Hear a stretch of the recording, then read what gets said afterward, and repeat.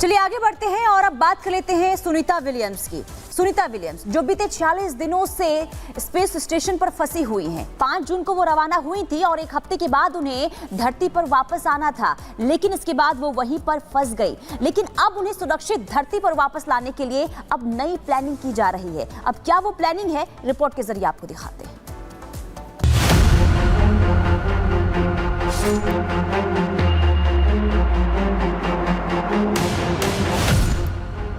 NASA astronaut Sunita Williams और उनके साथी बुच विल्मोर को स्पेस स्टेशन पर गए आज 86 दिन पूरे हो गए हैं। वो दोनों 5 जून को अंतरिक्ष यात्रा पर रवाना हुए थे और उन्हें एक हफ्ते बाद 14 जून को वापस धरती पर लौटना था, लेकिन तय कार्यक्रम के मुताबिक ऐसा नहीं हो पाया। बाद में नासा की तरफ से जानकारी दी गई कि जिस स्पेसशिप स्टार लाइनर से अंतरिक्ष गई थी वो स्पेस स्टेशन पहुंचने से पहले ही खराब हो गई और तभी से दोनों अंतरिक्ष यात्रियों के वापस धरती पर आने को लेकर सस्पेंस बरकरार है। हालांकि नासा ने बीते दिनों दोनों की वापसी को लेकर साफ कह दिया था कि अब सुनीता और विल्मोर के अगले साल फरवरी में ही पृथ्वी पर वापसी के संकेत हैं। लेकिन इतने लंबे वक्त तक दोनों एस्ट्रोनॉट के अंतरिक्ष में फंसे होने को लेकर पूरी दुनिया के लोग फिक्रमंद हैं। इसी कड़ी में अब जानकारी आई है कि नासा ने यह फैसला जानबूझकर लिया है। नासा ने बोइंग को ये 2 एस्ट्रोनॉट्स ले जाकर के अंतरिक्ष में जाने की अनुमति दी। ये अपने आप में एक तरह का, मैं ये तो नहीं कहूँगा भूल है, लेकिन थोड़ा रिस्क तो लिया इन दोनों एस्ट्रोनॉट्स के साथ। और जो वर्स्ट केस सिनारियो हो सकता था, यानी कि वो एस्ट्रोनॉट इंटरनेशनल स्पेस स्टेशन में जाके फंस जाएं, वही हुआ। अब क्या हो रहा है?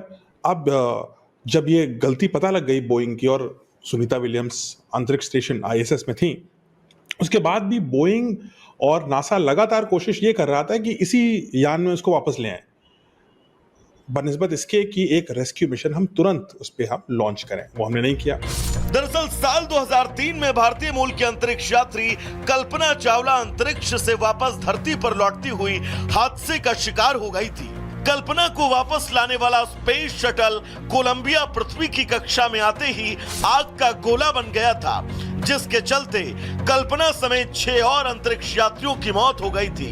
इतना ही नहीं, इससे पहले भी साल 1986 में भी एक ऐसा ही हादसा हुआ था जिसमें 14 अंतरिक्ष यात्रियों की जान चली गई थी। यही वजह है कि नासा अब एस्ट्रोनॉट सुनीता विलियम्स और बुच विल्मोर की वापसी में कोई खतरा मोल नहीं लेना चाहता। इसीलिए नासा के चीफ बिल नेल्सन ने दोनों हादसों का जिक्र करते हुए कहा, हम बोइंग स्टार लाइनर को खाली वापस ला रहे हैं। पहले नासा ने गलती की थी, उसमें जूनियर्स की बातें नहीं सुनी और खतरे को अनदेखा किया, लेकिन अब ऐसा नहीं है। हम सभी बातों को सुन रहे हैं।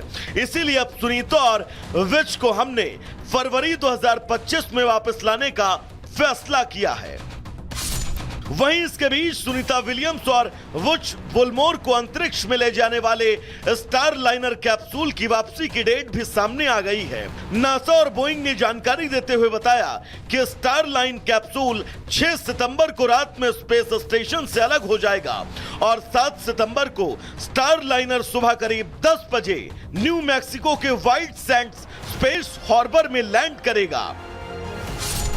बहरहाल अंतरिक्ष में इंटरनेशनल स्पेस स्टेशन में मौजूद एस्ट्रोनॉट सुनीता विलियम्स और उनके साथी बुच निराश नहीं हैं। दोनों पृथ्वी पर अपनी वापसी को लेकर पॉजिटिव हैं। ऐसे में अब सभी को इंतजार है उस तारीख का जब स्पेस एक्स के शटल से अंतरिक्ष गए दोनों एस्ट्रोनॉट वापस पृथ्वी पर पहुंचेंगे। Bureau report, Republic Bharat.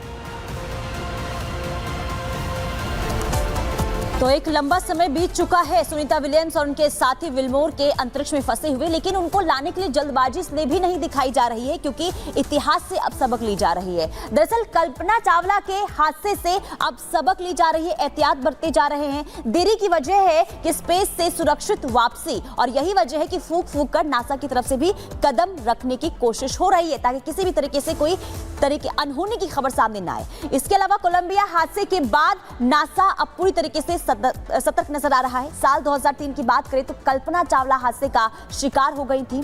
पृथ्वी वापसी के समय स्पेस शटल जलकर पूरी तरीके से नष्ट हो गया था, जिसमें कल्पना चावला की मौत हो गई थी। हादसे में कल्पना चावला समेत 7 यात्रियों की मौत की खबर सामने आई थी और यह हादसा काफी दुखद था।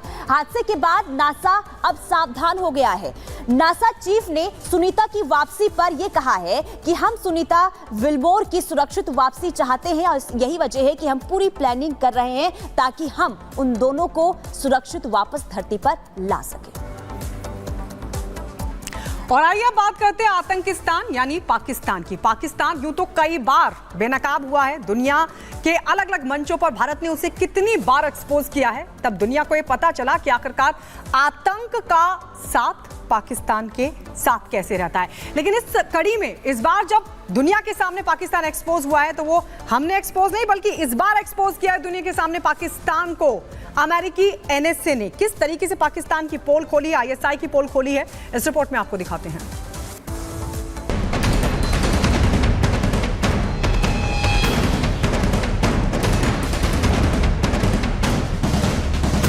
पाकिस्तान के आतंक परस्त चेहरे को यूं तो भारत ने कई बार एक्सपोज किया, दुनिया की कई मंचों पर पाकिस्तान को आईना दिखाया, दुनिया को बताया है कि पाकिस्तान आतंकी पालता है, आतंकियों का पनागार है पाकिस्तान, इसमें कोई दो राय नहीं है।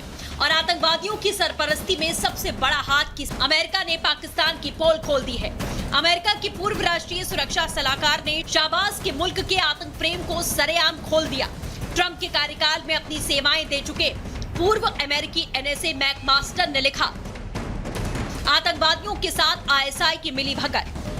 ट्रंप ने राष्ट्रपति रहते मदद रोकने के लिए कहा, आतंकवादियों का साथ देने से पाकिस्तान को रोका था, फिर भी पाकिस्तान अपना रवैया नहीं बदल रहा था। जो स्टेटमेंट दिया है कि पाकिस्तान टेररिस्ट को मदद कर रहा है और टेररिस्ट कैंप्स पाकिस्तान में है, ये कोई नई बात नहीं है और ये बहुत एक इंटरेस्टिंग डेवलपमेंट है कि अमेरिका ने ऑफिशियली रिकॉग्नाइज किया है। मैकमास्टर ने अपनी किताब a war with ourselves my tour of duty in the Trump White House में ये दावा किया कि हम सभी ने ट्रंप को कहते सुना था, मैं नहीं चाहता कि पाकिस्तान को और पैसा दिया जाए। 2008 के मुंबई आतंकवादी हमले के मास्टरमाइंड हाफिज सईद को रिहा करने पर भी ट्रंप के दौर में एनएसए रहे मैकमास्टर ने पाकिस्तान को एक्सपोज कर दिया था। हाल ही में भारतीय विदेश मंत्री एस जयशंकर ने साफ कर दिया कि पाकिस्तान को अपनी हरकतों का खामियाजा भुगतना पड़ेगा। I think the era of uninterrupted dialogue with Pakistan is over. Actions have consequences. तो आतंकियों की आका आईएसआई एक्सपोज हो गई है। अमेरिकी एनएसए की तरफ से पाकिस्तान को फिर से बेनकाब कर दिया गया दुनिया के मंच पर। और आइए अब आपको दिखाते हैं 2 मिनट में दुनिया की तमाम बड़ी खबरें।